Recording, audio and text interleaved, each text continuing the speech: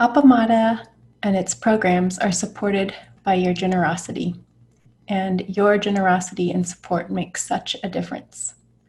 You can find a link for contributions on the website at appamada.org. Thank you.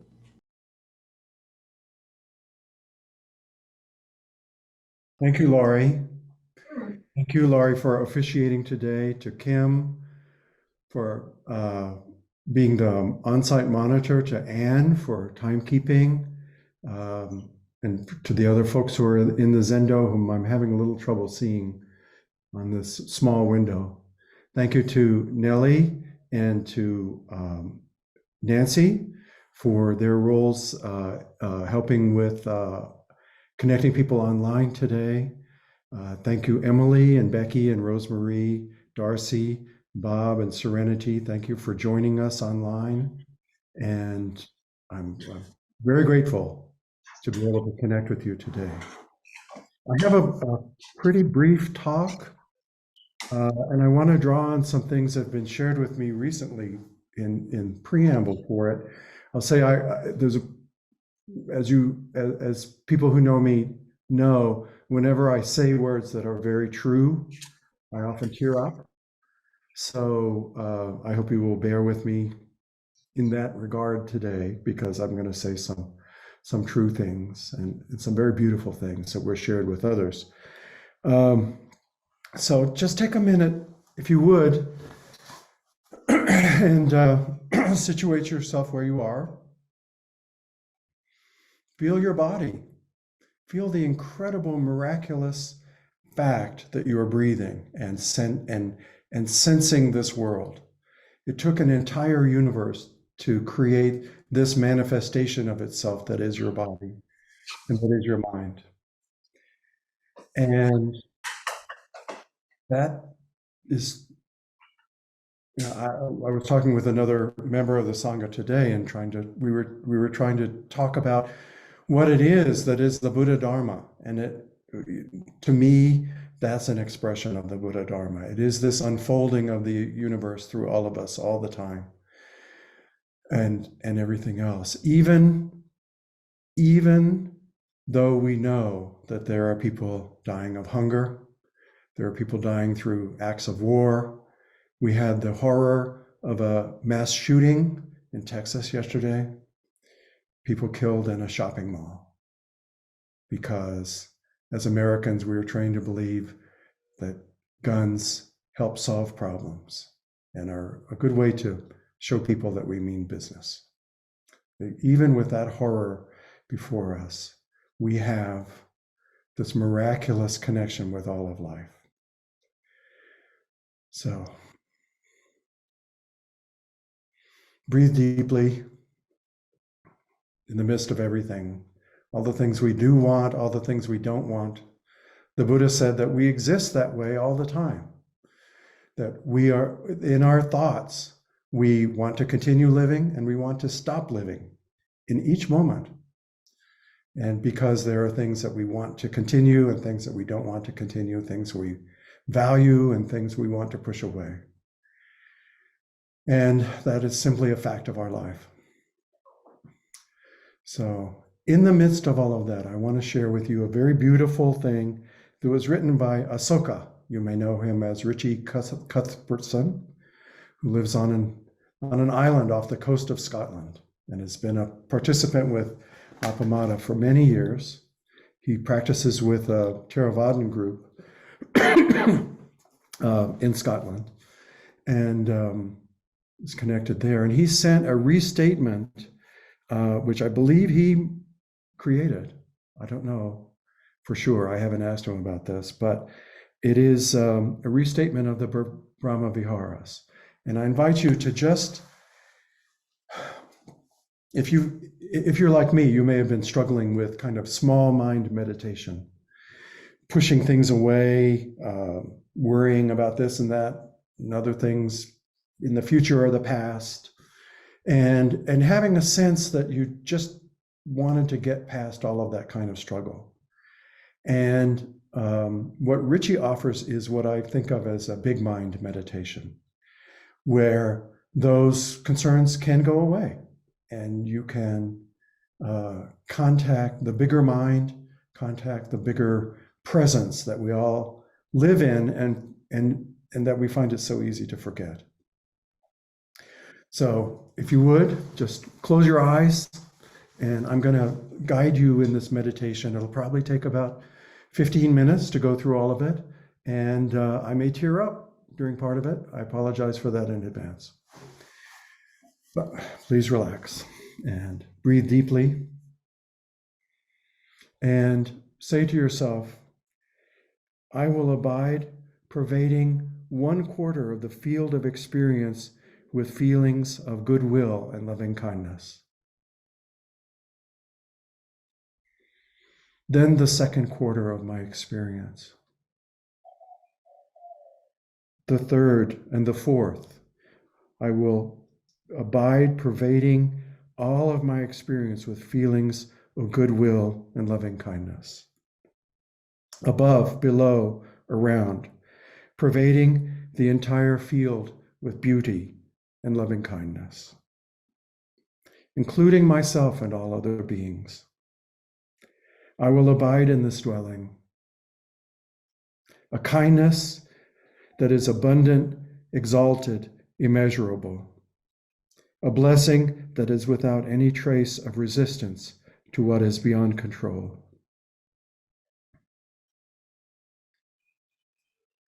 I will abide, pervading 1/4 of the field of experience with feelings of empathy and sympathetic joy.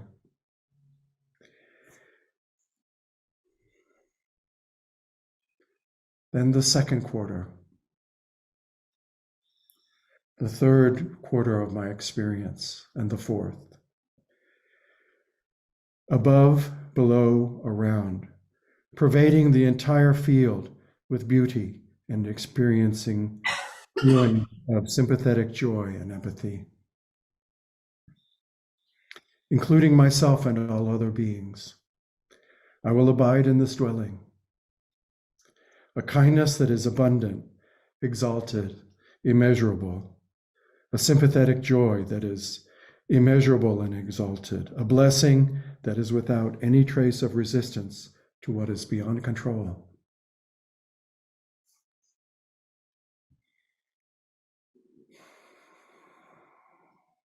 I will abide, pervading 1/4 of the field of my experience with feelings of compassion. Then the 2nd, 3rd, and 4th quarters, pervading all my experience with feelings of compassion. Above, below, around, beyond, pervading the entire field with beauty and compassion. I will abide in this dwelling, a compassion that is abundant, exalted, immeasurable, the gift of the universe to me and to all, a blessing that is without any trace of resistance to what is beyond control.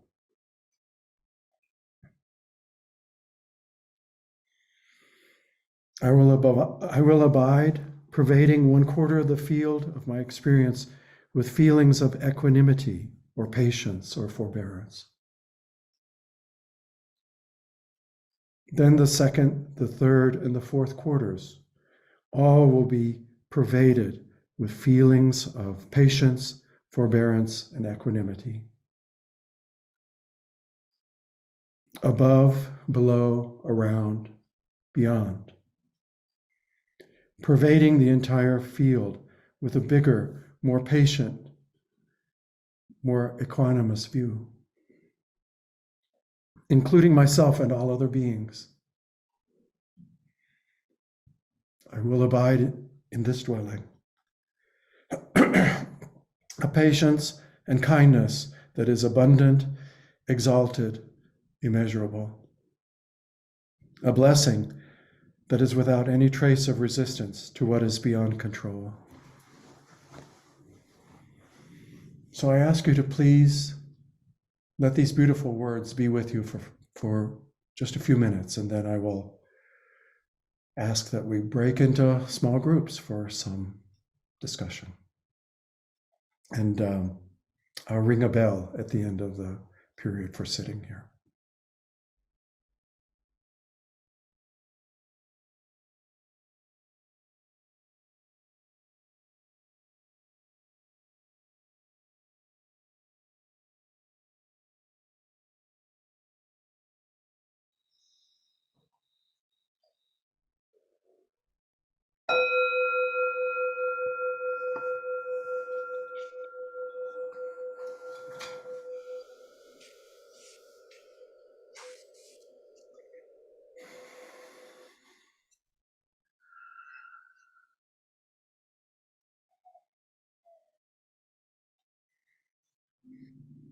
Thank you.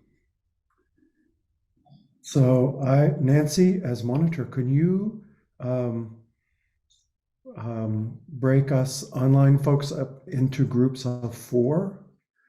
And let's spend about 15 minutes together. The topic I would suggest would be, how can we, in this life, in all the complications and difficulties that we face, and in the enormously complex and difficult context of the world we live in, how can we turn to the Brahmaviharas, and how can they support us? So, how can we turn toward the Brahmaviharas, and how can they support us? Thank you. How long would you like for the breakout room, Joe? Say again, Nancy. Oh, how long would you like us to? 15 minutes. Becky Okay. has a question before we go. Yes. I'm not real good at the names of things that are concepts. Can you just slightly say what the Brahmavihara, whatever word is? Loving kindness, sympathetic joy, compassion, equanimity. That's some of the synonyms used for them. Genevieve? Yes, I'm just wondering if it's free discussion for the whole 15 minutes? Yes. I would say free discussion for the whole 15 minutes.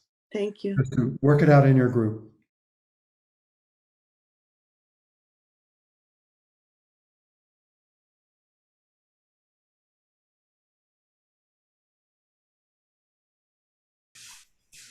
Well, thank you for participating in this exploration. I had a wonderful chance to talk with my group, which included Kathy and Becky and Rosemarie.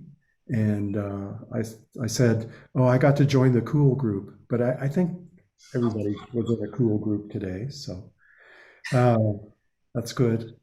I wanted to repeat something that Becky said. I asked her if she would do it, and she said she didn't feel comfortable trying to recreate what her words were because it was just something coming to her. But I was taking notes while she said something, so I'm going to do my best to repeat it. But she said, you know, the question was, what can we do?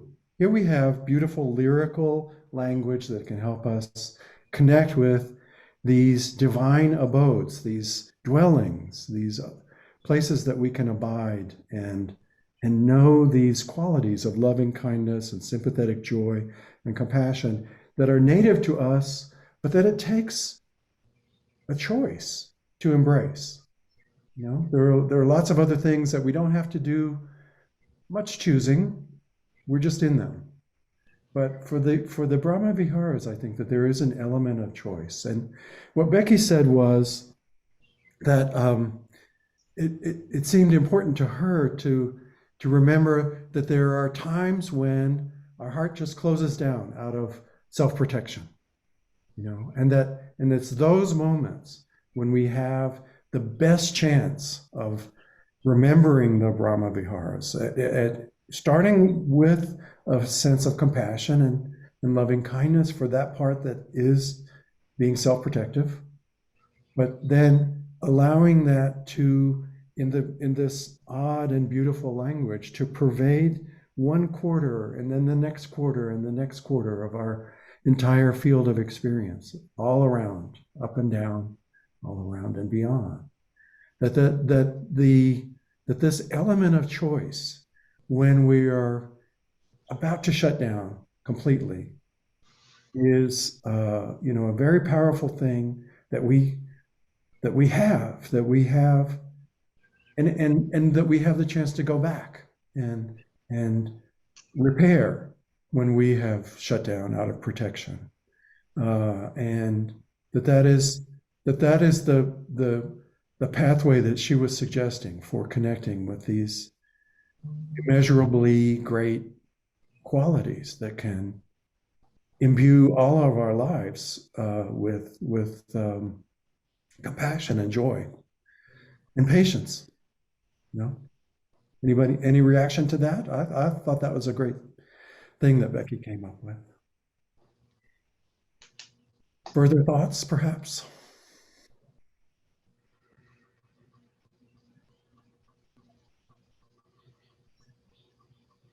Yes, Laurie. I just want to say, I want to thank you for bringing this forward. I hadn't heard about this incident, and I was in our group. There was a part that we were talking.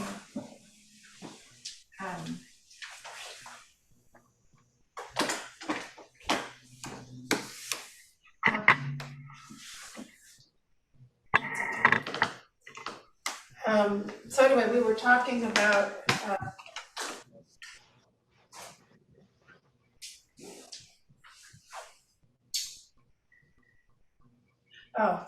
when something as devastating and horrific as that happens, how important it is to meet in community. I believe.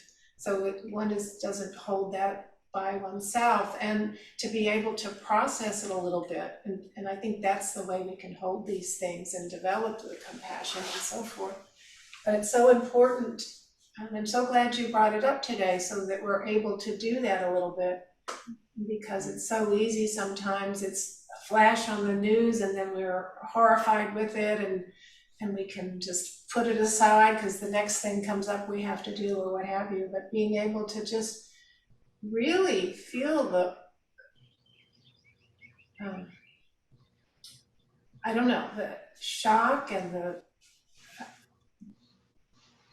I can't say the word strong enough, the concern of what is going on in our country, and that there are so many people that are,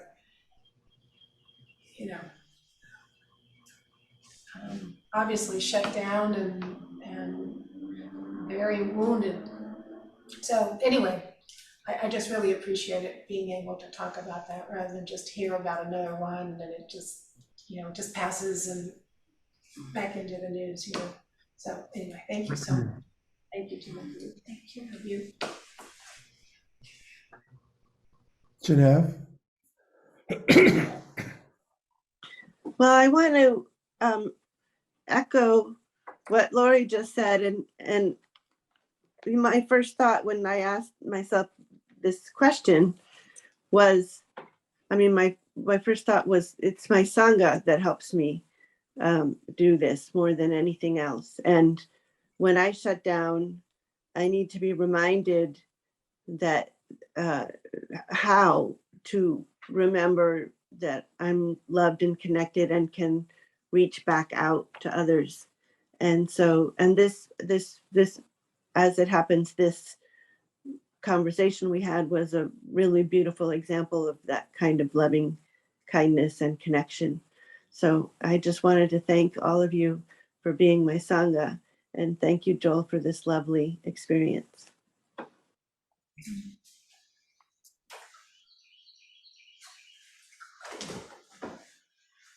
Olga? Yeah. Yeah, Hi. good morning, everyone. Thank you, Joel. That was just beautiful. And whoever wrote it, what exquisite words to practice with. And thank you for sharing it with the precepts group. because now we have a copy that we can take home and share. I mentioned in our smaller group that of all of those different qualities and components to the Brahmaviharas, the one I struggle with the most is equanimity. And I so appreciate that what was written phrased that in terms of patience, because it does take patience to sit in all that goes on in these horrendous ways in our country. I hope we have a further talk on that in light of the name of our Sangha, Appamada. In terms of gun violence, and I'll just put this out there and leave it for those to consider. I heard a very short news report yesterday and sat with that. And this is what makes equanimity a challenge for me. We average 1 mass shooting a day in this country this year. 1 a day that involves the taking of multiple lives. 1 a day. I have hard with equanimity with that fact. And I just wonder if perhaps at some point we can address how to hold that as a community, as individuals in this practice, and how in terms of our name, Appamada, we can take that holding out into the world.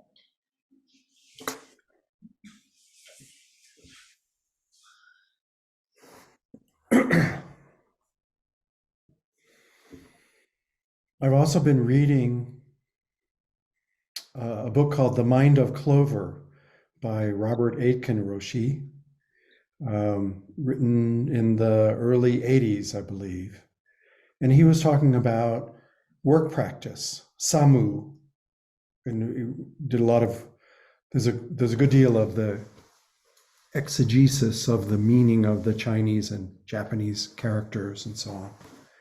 But he talks about the need, he says, without engagement with the world, without work practice that engages us with the world so that we step out and connect with other people in the world in ways that embody our practice, that he says, without that, Zen would just be another cult. We would just be talking about philosophy and enjoying our bliss and that kind of stuff. And that it is so necessary to do just what you're describing, Nelda. That we have to find ways to come together and to support our Sangha and to help our Sangha be something that reaches out to the world. I mean, we have this problem in our country right now, but in Chan, in the period of the development of Chan Buddhism, there were wars and revolutions and bandits and daily life was most of the time a great struggle. And so we're not unique in this. And we're not, it may seem like we're powerless, but we're not powerless. That's something that I'm getting from what Aitken Roshi is describing.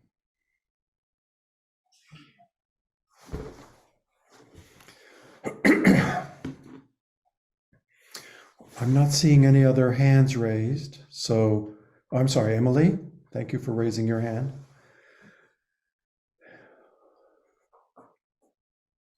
Joel, I can lower my hand. Joel, I just want to tell you how deeply moved I was by the reading and what you selected.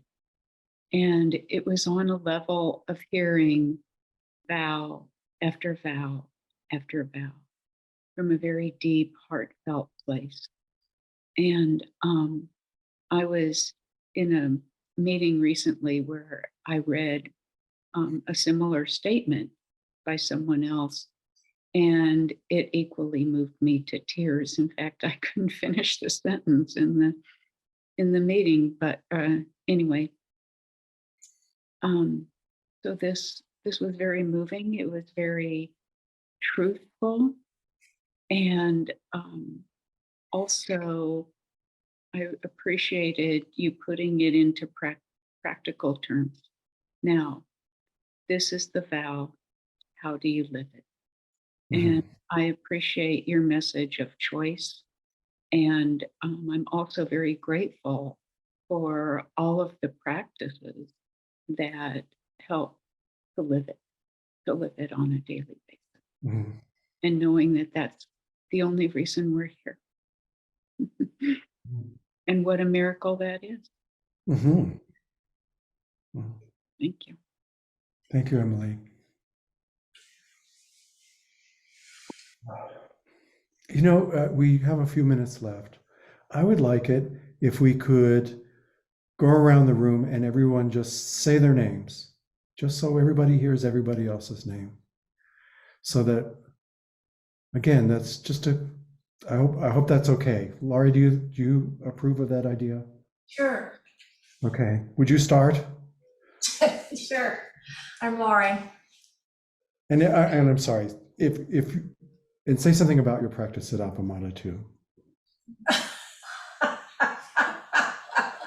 20 words or less. Yeah.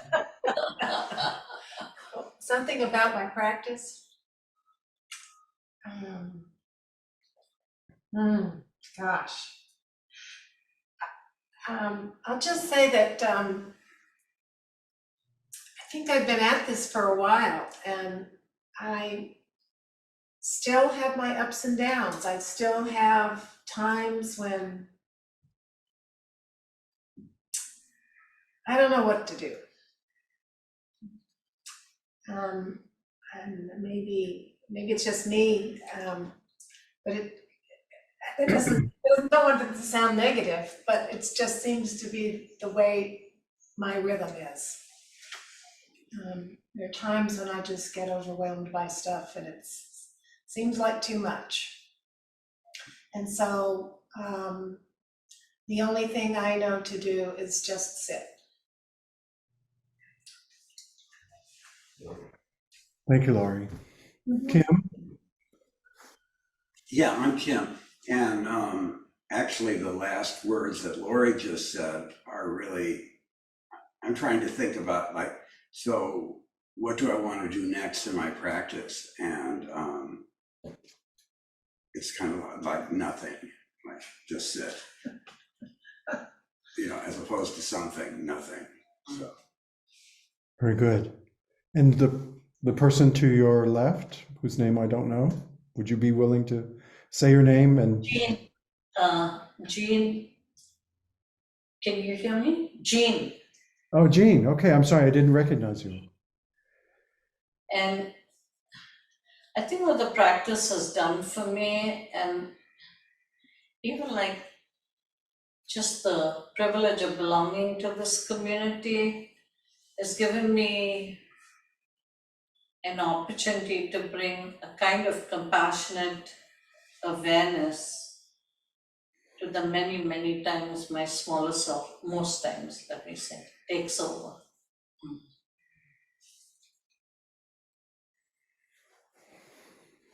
Thank you. Milan? Milan, and I would just say appreciation. I'm Nelda, and I guess I could touch on any number of facets of my practice, but I think this kind of sums it up. I'm a ship on waters, and sometimes they're really rough, and sometimes they're really smooth, and sometimes the scenery is just gorgeous and delightful, and sometimes it just really stinks. And you know what? It's all good. And thank you for helping me learn that, and for helping me come to a place in my life for the first time in 66 years. Y'all, that's a long time. I just kind of delight in making mistakes. It's like, oh, I'm going to learn from this. Oh, I'm going to learn from this. I just hope I don't do harm in the process. So that's my practice. I'm Anne, and something about my practice at Appamada. I was telling my mom this yesterday, I so appreciate being part of a group where this is what people want to spend their time considering and discussing. Thank you, Anne. Lynn, I know you are not one who likes being put on the spot, but here you are. I would like to ask Milen, how do you say appreciation in Spanish? Apreciación. Apreciación. Apreciación. And also not knowing, that's my practice. And I'm not doing very well at it, but what I'm working toward. Kathy?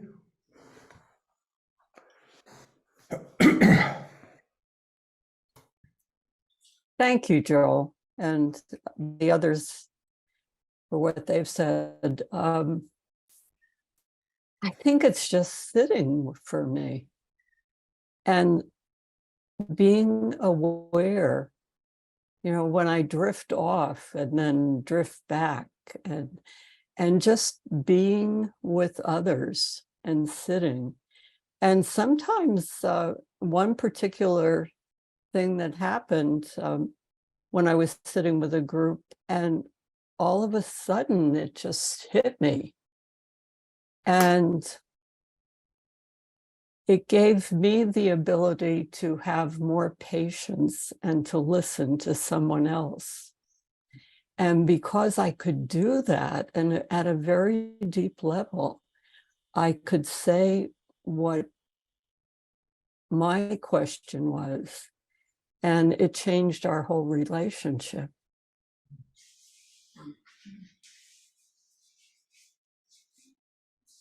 Yeah. Thank you, Kathy. Mm-hmm. I'm reminded of Yunyan saying, you should know there's one who is not busy.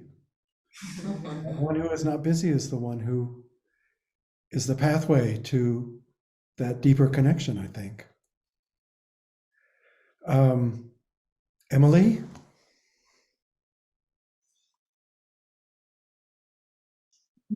To say I have a solid over 20 years experience in the Christian contemplative tradition.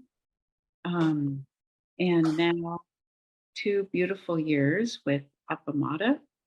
And I'm very, very grateful for the community, for the many online opportunities, and deepening the practice, but especially the time together in silence.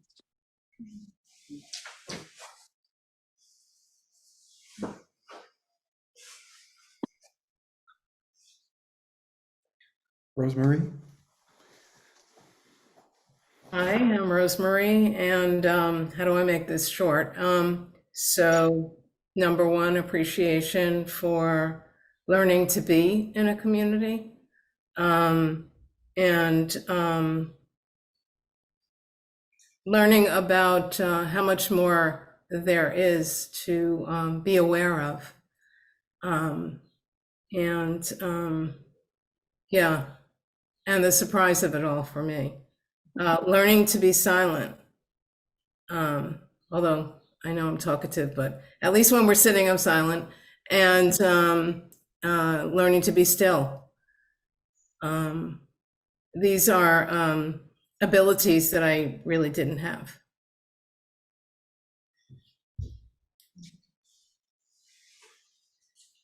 Genevieve? I'm Genevieve, and I would say that the loving kindness, compassion, equanimity, and sympathetic joy that I experience in this Sangha really helps me to experience and then manifest those things with other people. That together with the sitting is really to extend, now this boat metaphor is really helping me have a keel so that no matter what's going on, the boat doesn't tip over.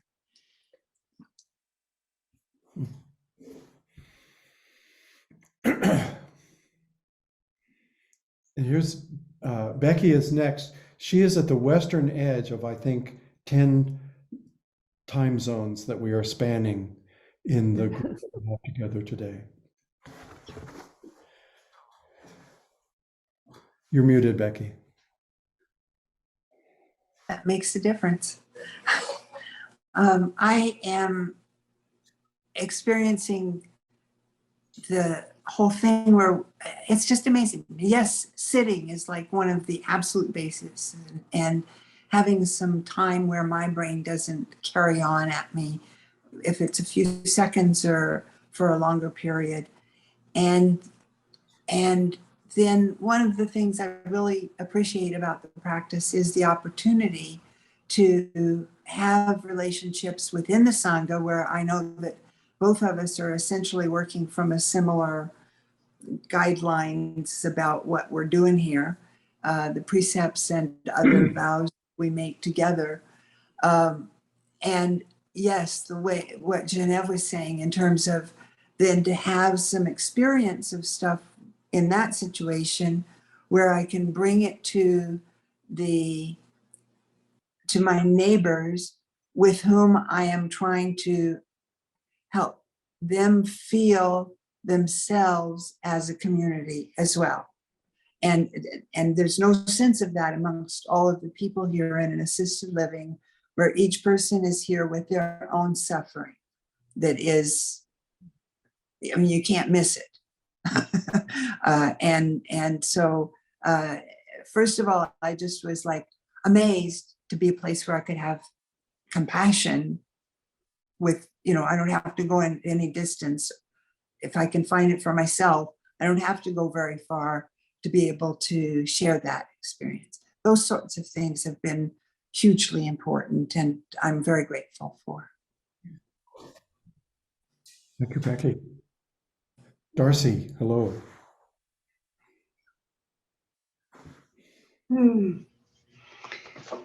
Yeah,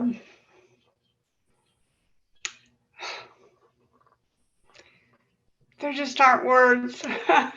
There never seem to be words for it, what I'm experiencing these days. But I will say that Appamada, all of you, I couldn't have made it through these last few years without you.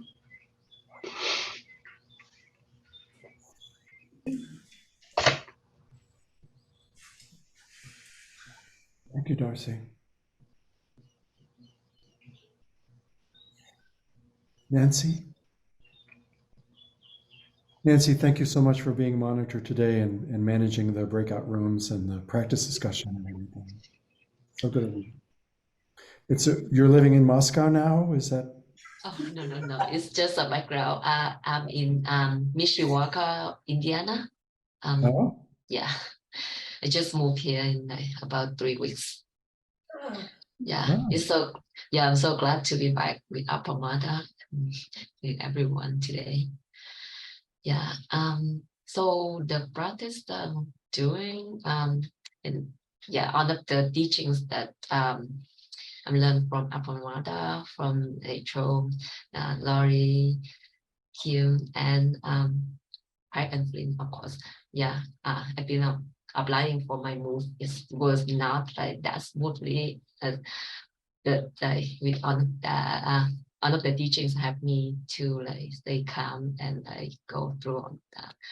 Mainly, I'm trying to be open to learn more about myself and accept others, and also one of the difficulties in the world. Yeah, and appreciate. Thank you. Thank you, Nancy. And Nelly? I'm Nelly, and practice would be like sitting, connecting, sharing, learning, and gratitude.